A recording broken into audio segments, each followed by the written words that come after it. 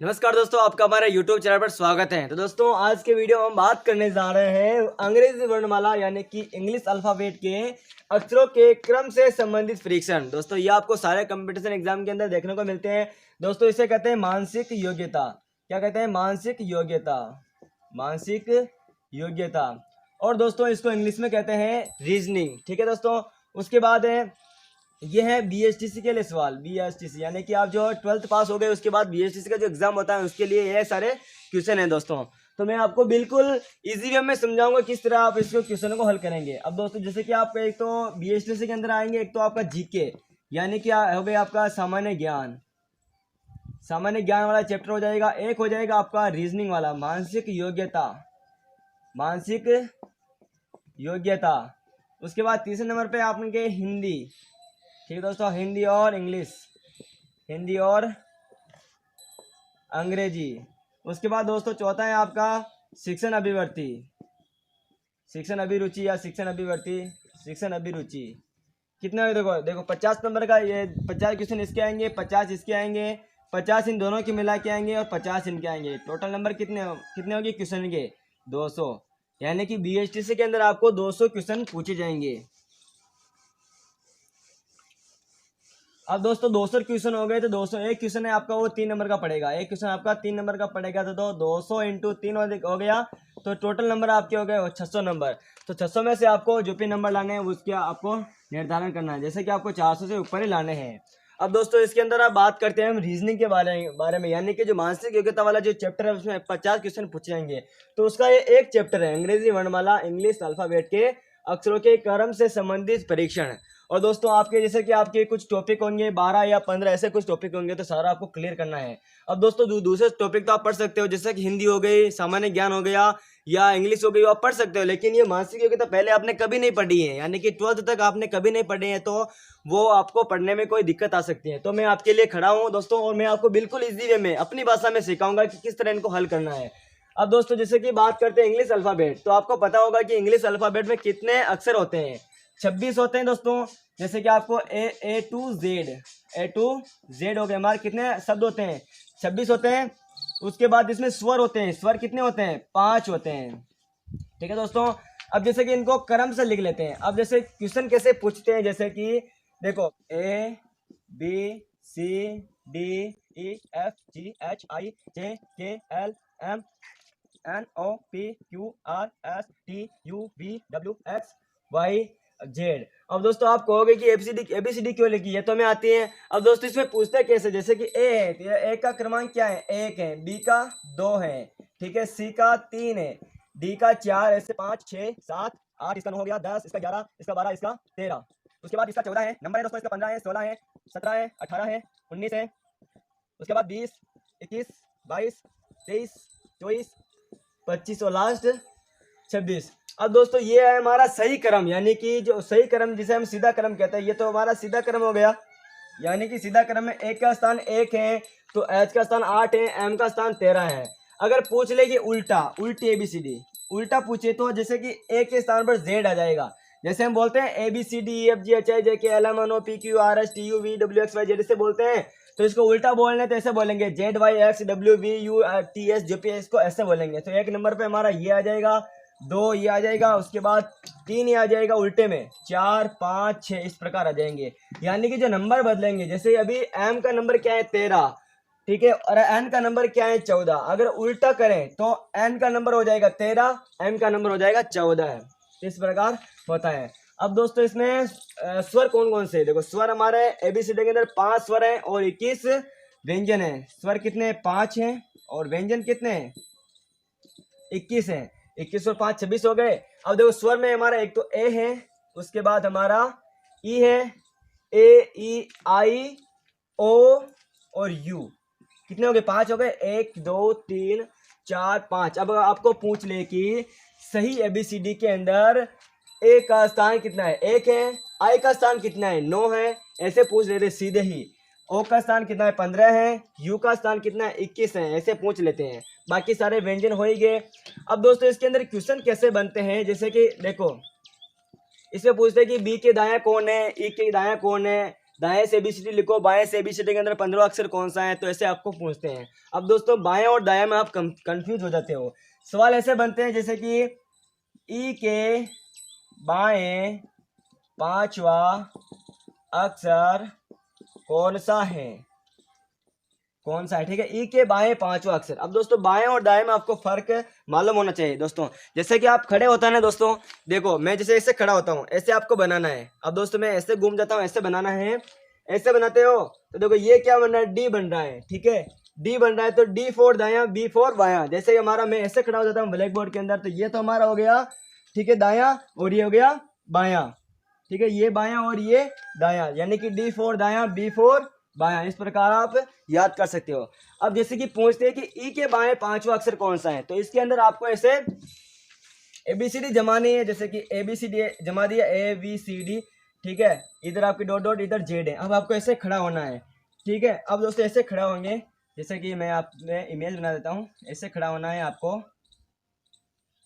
ठीक है। अब दोस्तों ये आपका है ना, तो ये तो हमारा दाया और ये हमारा बायां, ठीक है दोस्तों। जैसे कि उंगलियों के निशान ऐसे बन रहे थे, तो इधर दाया दाया, इधर बायां, इससे आपको कंफ्यूज नहीं होना है, ठीक है दोस्तों। ऐसे आपको ट्रिक से याद करना है। अब दोस्तों जैसे कि मैंने पूछा कि ई के दाएं पांचवा अक्षर कौन सा है, तो देखो ई हो गया, ई के दाएं, तो ई का दाएं कौन सा है, हम ऐसे खड़े होंगे, दाएं हमारे ये है, तो ई के दाएं पांचवा, ई को छोड़ दो, 1 2 3 4 5, यानी कि जे। इसका आंसर क्या हो गया, जे। अब दोस्तों ये रहे आपके सामने कुछ सवाल जो आप हल कर सकते हो दोस्तों। ये आप सारे कंपटीशन एग्जाम के अंदर पूछे जाएंगे, और दोस्तों BSTC एग्जाम के अंदर भी ऐसे सवाल पूछते हैं। देखो सबसे पहला क्वेश्चन है, अंग्रेजी वर्णमाला में सी के दाईं ओर आठवां अक्षर कौन सा होगा, यानी कि अंग्रेजी वर्णमाला आपके सामने ऐसे बनी हुई है। अब दोस्तों आपके क्वेश्चन पूछेंगे, उसके अंदर आपको वर्णमाला नहीं दी होगी, उसके सबसे पहले ABCD लिख दीजिएगा, उसके बाद क्वेश्चन को पढ़कर इसको हल करना है। देखो दोस्तों अंग्रेजी वर्णमाला में सी के दाईं ओर, अब दोस्तों आपको मैंने दायां और बायां बता ही दिया था। जैसे कि दोस्तों यहाँ पर आपको ABCD लिख लिए हैं, और ये देखो यहाँ पर बीच में आप खड़े हो रहे हो, ठीक है दोस्तों। जैसे आप बीच में खड़े हो जाते हो, यहाँ पर जैसे खड़े हो गए, तो देखो जैसे आप मतलब ABCD की तरफ मुंह करके खड़ा होना है। अब जिस तरफ आपका हाथ दायां है उस तरफ दायां होगा, इस तरफ बायां होगा। अब ये क्वेश्चन पूछ रहा है कि अंग्रेजी वर्णमाला में सी के दाईं ओर, देखो सी कहाँ पर है, 1 2, ये सी है ना, ठीक है। अंग्रेजी वर्णमाला में सी के दाईं ओर आठवां अक्षर होगा, देखो सी हो गया। अब सी का दायां कौन सा, इधर है, तो आठवां अक्षर 1 2 3 4 5 6 7 8 के आ रहा है, तो इसका आंसर के हो जाएगा, ठीक है दोस्तों, यानी कि सी के दाईं ओर। अब सी पर जैसे सी को हमें मानना है, जैसे हम यहाँ पर खड़े हुए हैं, ठीक है, तो हमारा दायां इस तरफ है, तो सी के दायां आठवां अक्षर गिनना है, तो के आ रहा है, तो इसका आंसर हो गया के। सेकंड सवाल है, अंग्रेजी वर्णमाला में एक्स से बाएं पांचवा अक्षर होगा। अब दोस्तों एक्स से बाएं पांचवा अक्षर पूछ रहा है, यानी दोस्तों एक तो होता है के, सवाल के अंदर आपको ध्यान रखना है, एक तो होता है के और एक होता है से, ठीक है दोस्तों। अगर के पूछे तो आपको जो पूछ रहा है उसको छोड़ना है, और अगर से पूछे तो आप मतलब वो जो पूछ रहा है उसको भी गिनना है। जैसे कि हमें पूछ रहा है अंग्रेजी वर्णमाला में एक्स से बाएं पांचवा अक्षर कौन सा होगा, तो एक्स को भी गिनना है। अब दोस्तों ये रही आपके सामने ABCD, आपको एक ही बार लिखनी है पेपर के पीछे, उसके बाद आपको सिंपल डॉट डॉट लगा के ऐसे खराब नहीं करना है ABCD को, और टाइम बर्बाद नहीं करना है, ऐसे आपको हल करना है। अब पूछ रहा है कि अंग्रेजी वर्णमाला में एक्स से बाएं पांचवा अक्षर, एक्स यहाँ पर है, अब एक्स का बायां किधर है, देखो एक्स का दायां इधर हो गया, बायां इधर हो गया, तो बायां इधर है, एक्स से यानी एक्स सहित, एक्स से बाएं पांचवा अक्षर, एक्स हो गया बायां, 1 2 3 4 5 टी आ रहा है, तो इसका आंसर हो गया टी। बिल्कुल इजी है दोस्तों, आपको घबराने की कोशिश नहीं करनी है, बिल्कुल घबराना नहीं है, आप बिल्कुल शांत मन से करिएगा। उसके बाद अगला सवाल है, अंग्रेजी वर्णमाला में बाएं से पांचवा अक्षर, अंग्रेजी वर्णमाला में बाएं से पांचवा अक्षर के दाएं आठवां अक्षर कौन सा होगा। अब दोस्तों यहाँ पर आपको कोई देखो, इसके अंदर सी दे रखा था क्वेश्चन के अंदर, इसके अंदर एक्स दे रखा, तो हम सीधे ही सी को पकड़ के इसको किया था, इसमें एक्स को पकड़ कर किया था। अब दोस्तों इसमें कोई दे नहीं रखा, तो सीधे हम ABCD की तरफ आते हैं। अब दोस्तों ABCD होती है, तो यहां से तो होता है बाएं से, यहाँ हल करते हैं, तो यहाँ से तो शुरू करते हैं बाएं से, और इधर से आते हैं तो दाएं से आता है, दाएं से, इधर से देखो हम यहाँ पे खड़े होते हैं, जैसे कि इधर से मतलब दाएं से, और इधर बाएं से आते हैं। अब दोस्तों पूछ रहे हैं अंग्रेजी वर्णमाला में बाएं से पांचवा अक्षर, ये बाएं होगा, यहाँ से शुरू करते हैं, यानी स्टार्ट बाएं से होंगी और एंडिंग दाएं से, एंडिंग से अगर शुरू करें दाएं से और इधर से जाए तो बाएं से। अंग्रेजी वर्णमाला में बाएं से पांचवा अक्षर के दाएं आठवां अक्षर होगा, तो बाएं से पांचवा 1 2 3 4 5 ई हो गया। अब यहाँ तो हो गए हल। उसके बाद अक्षर के दाएं आठवां अक्षर कौन सा होगा, ई पर आ गए। अब ई के दाएं इधर होगा, आठवां अक्षर गिनना है। देखो ई के दाएं, ई को छोड़ना है, ई के दाएं आठवां अक्षर 1 2 3 4 5 6 7 8 एम आ गया, तो इसका आंसर एम हो गया। ठीक है दोस्तों, अब पलटते हैं अगले सवाल की तरफ। ठीक है, चौथा सवाल हमारा रहा है, अंग्रेजी वर्णमाला में दाईं ओर से 14वें अक्षर के बाईं ओर का छठा अक्षर कौन सा होगा। इस तरह आपको सवाल के घुमा फिरा के पूछेंगे, लेकिन आपको टेंशन बिल्कुल नहीं लेने, ऐसे हल करना है। देखो अंग्रेजी वर्णमाला में दाईं ओर से 14वां अक्षर, दाईं ओर से, देखो ये बाईं ओर से, ये दाईं ओर से इधर आते हैं। तो अब दाईं ओर से 14वें अक्षर, पहले आधा हल कर लो फिर पूरा हल करेंगे। ठीक है, टुकड़े टुकड़े में हल करना है बड़े सवालों को। 14वें अक्षर, दाईं ओर से 14वां अक्षर 1 2 3 4 5 6 7 8 9 10 11 12 13 14, यहां तक आ गए 14 तक। दाईं ओर से 14वें अक्षर के यहां से के बाईं ओर का छठा अक्षर कौन सा होगा। अब बाईं ओर, इसके बाईं ओर का छठा अक्षर, तो दोस्तों इसका बायां किधर है, इधर है, और इसका दायां इधर है। तो बाएं और छठा अक्षर, तो 1 2 3 4 5 6, तो इसका आंसर क्या हो गया, जी। ठीक है, इसका आंसर जी हो गया। अगला क्वेश्चन करते हैं, अंग्रेजी वर्णमाला के दाईं ओर से 16वें अक्षर के दाईं ओर का 7वां अक्षर होगा। दोस्तों क्वेश्चन कितना हार्ड लग रहा है, लेकिन आपको बिल्कुल हार्ड नहीं लगेगा अगर टुकड़े टुकड़े में करोगे। देखो अंग्रेजी वर्णमाला के दाईं ओर से 16वें अक्षर, दाईं ओर से, दाएं इधर है, दाईं ओर से 16वां अक्षर गिन लो। देखो ये होता है प्रथम अर्धांश। ठीक है दोस्तों, प्रथम अर्धांश, और ये होता है द्वितीय अर्धांश। यानी कि प्रथम में 13 होते हैं, 13 इसी के अंदर, टोटल 26 होते हैं, तो 13 और 13 होते हैं। अब दोस्तों सीधे ही आपको ऐसे हल करना है। देखो अंग्रेजी वर्णमाला के दाईं ओर से 16वें अक्षर, 13 हो गए, 14 15 16 के तक आ गए। ठीक है, स्मार्ट तरीके से करना है। 16 नंबर पर आ गए, 16वें अक्षर के दाईं ओर। अब 16वें अक्षर के दाईं ओर, के दाईं ओर, अब के का दायां इधर है, के दाईं ओर 7वां अक्षर होगा, के दाईं ओर 7वां अक्षर गिन लो। के बाद 1 2 3 4 5 6 7, क्या आ गया आंसर, आर। बिल्कुल इजी है दोस्तों। नेक्स्ट क्वेश्चन है, अंग्रेजी वर्णमाला में बाएं से 15वें अक्षर के बाएं 9वां अक्षर कौन सा होगा। दो टुकड़ों में करना है इसको। तो देखो अंग्रेजी वर्णमाला में बाएं से 15वें अक्षर, बाएं इधर से शुरू करते हैं, बाएं से 15वां अक्षर, तो देखो ये 13 हो गए, प्रथम अर्धांश में 13 आते हैं, 13 + 2 14 15 और तक आ गए। 15वें अक्षर के बाएं 9वां अक्षर कौन सा होगा। अब इसके बाएं, तो इसका बायां किधर है, इधर है, और इसका दायां इधर है। अब बाएं की तरफ चलना है। अब बायां एन इधर से तो आ ही नहीं सकते, देखो एन के बाद एम आना पड़ेगा, एम एल के, तो के बाएं 9वां अक्षर है, तो 1 2 3 4 5 6 7 8 9, तो इसका आंसर क्या हो गया, एफ। यानी कि छठे का आंसर क्या हो गया, एफ। चलते हैं अगले सवाल की तरफ। अगला सवाल रहा हमारा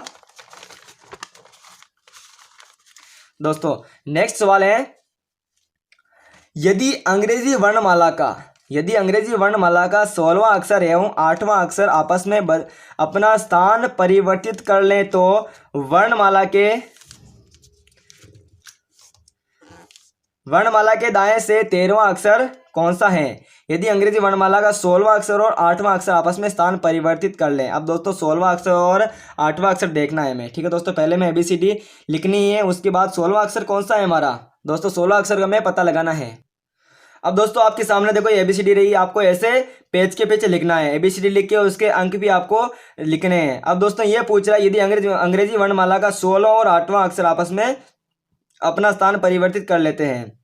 देखो 8वां अक्षर कौन सा, H है, और 16वां अक्षर कौन सा है, P है। इसको स्थान परिवर्तित करवाना है। अब दोस्तों G के बाद H आ रहा है, तो H की जगह हमें लिखना P, और यहाँ पर 16वां अक्षर है, P था, वहां पर लिखना हमें H। ठीक है, ये हमारा क्वेश्चन की तरह हम बदल लिए। अब आगे देखो, तो वर्णमाला में दाएं से 13वां अक्षर कौन सा होगा। अब दाएं से गिनना है, यहाँ से बायां हो गया, यहाँ से दायां, दाएं से 13वां अक्षर। देखो 1 2 3 4 5 6 7 8 9 10 11 12 13, तो इसका आंसर n हो गया। अब दोस्तों स्थान परिवर्तित करने के बाद भी हमारा n आंसर, देखो n कहीं पर नहीं गया तो आंसर हो गया हमारा n। दोस्तों ऐसे आपको भ्रमित करते हैं, इसमें कोई परिवर्तन नहीं होता है, और कहीं पर होता है तो आपको बता दिया जाएगा। अब जैसे अगला क्वेश्चन है, देखो यदि अंग्रेजी वर्णमाला के प्रथम 3 अक्षर ABC अंतिम 3 अक्षरों XYZ से क्रमशः अपना स्थान बदल लें, यानी कि A की जगह X, B की जगह Y, C की जगह Z बदल लें, तो परिवर्तित स्थिति में बाएं से 25वें अक्षर को दाएं पहला अक्षर होगा। दोस्तों क्वेश्चन लंबा है तो इसको पहले शॉर्ट कर लेते हैं, आधा कर लेते हैं। पहले स्थान परिवर्तित करते हैं, ABC की जगह XYZ लिखना है। यहाँ पर ABC था तो XYZ कर दिया, और XYZ की जगह ABC करना है, क्रमशः लिखा था ABC। यहाँ तक हो गया। अपना स्थान परिवर्तित कर लेते हैं, ठीक है, स्थिति बदल लें। तो बाएं से 25वें अक्षर, बाएं से, बायां किधर, इधर से है, बाएं से 25वें अक्षर। देखो प्रथम अर्धांश में 13 अक्षर हो गए, 13, ठीक है, 14 15 16 17 18 19 20 21 22 23 24 25, 20 तक आ गए। 25वें अक्षर के, यहाँ पर कौन है, के, 25वें अक्षर के दाएं पहला अक्षर होगा, 25वें अक्षर बी हो गया। अब इसका बी का मतलब दायां कौन सा, इधर आएगा दायां, इधर बायां है, तो इधर दायां है कि दायां पहला अक्षर कौन सा होगा, जस्ट यानी कि बी के बाद दायां पहला अक्षर कौन सा होगा, तो सी है इसका आंसर, ठीक है। बी के बाद सी आ रहा है तो इसका आंसर सी है। अब दोस्तों बिल्कुल इजी वे में आपको समझना है दोस्तों, इस वीडियो को आप वापस देख सकते हो। और दोस्तों अगले वीडियो में और भी आपके लिए ऐसे क्वेश्चन लाता रहूंगा और अगला टॉपिक लूंगा। और दोस्तों एक बार सारे टॉपिक कंप्लीट होने के बाद मैं सारा का टेस्ट सीरीज आपके लिए उपलब्ध करवाऊंगा। और दोस्तों चैनल पर नहीं हो तो चैनल को सब्सक्राइब करके बेल आइकन को प्रेस कर लें। और दोस्तों BSTC का मतलब पूरा कोर्स यानी कि रीजनिंग का मैं आपको इस वीडियो के माध्यम से और इस चैनल के माध्यम से आपको प्रोवाइड कराऊंगा। वीडियो देखने के लिए धन्यवाद। जय हिंद, जय भारत।